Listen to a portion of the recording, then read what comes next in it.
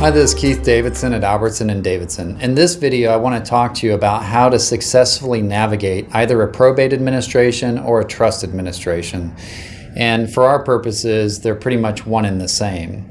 And the question that we're asked quite often is, how can I make sure to go through this process of handling the estate and passing it on to the rightful heirs without getting into a big fight and conflict with my family members? And that is a very tricky question to answer because it really comes down to your own family. And because we handle so many trust and will conflicting situations, I sometimes wonder if that's even possible, but I'm sure it is. But here's some guidance and some advice on how to successfully navigate either a probate administration or a trust administration. And it really comes down to one overarching strategy, which is follow the rules. So whether you're doing a probate or whether you're doing a trust administration, there's many rules laid out in the California Probate Code to help you as either the executor or the trustee navigate your duties and responsibilities and the steps that you need to take to make sure that the assets are properly managed and ultimately properly distributed to the beneficiaries.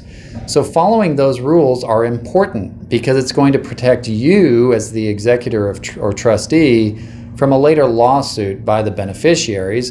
And if you follow the rules, then the court is not going to hold you responsible for any damages that may occur because you took the right actions in the first place. So following the rules is very important.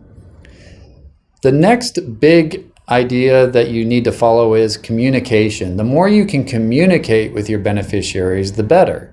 And that's not always easy to do. When you have infighting among family members, sometimes communication is the first thing to get shut down.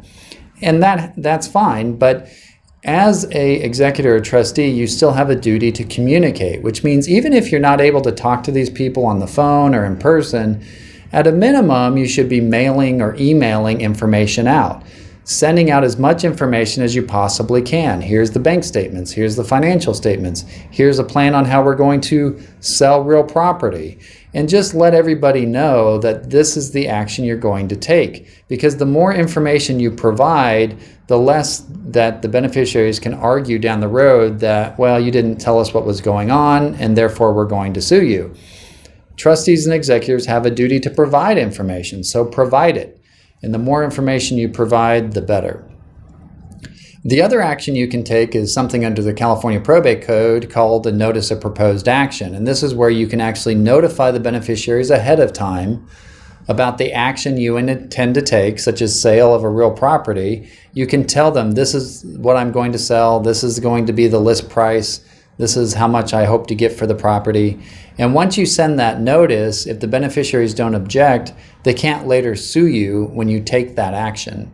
Now, a notice of proposed action doesn't work for every action a trustee takes, but it works for a lot of trustee actions. So you really should consider using that device whenever you can. In the end, being an executor or a trustee is really a thankless job. You have all the duties and responsibilities, and you ultimately have all of the liability if things go wrong, but not if you follow the rules. So follow the rules, keep open lines of communication, even if it's not easy. Communicate and send as much information to the beneficiaries as you can, and give the beneficiaries advance notice of the actions you're going to take. And you're going to find that your trust or estate administration is going to go much more smoothly than it otherwise would. And it's going to keep you out of trouble at the end of the day, even if the beneficiaries do try to make problems.